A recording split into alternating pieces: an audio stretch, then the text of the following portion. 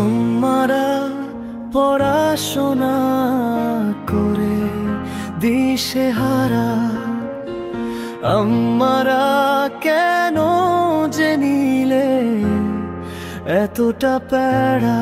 সারাদিন ক্লাস আর পরীক্ষার চাপ, ছুটির দিনে ক্লান্তির ঘুম যেন 2 বছর কাটে একেবারে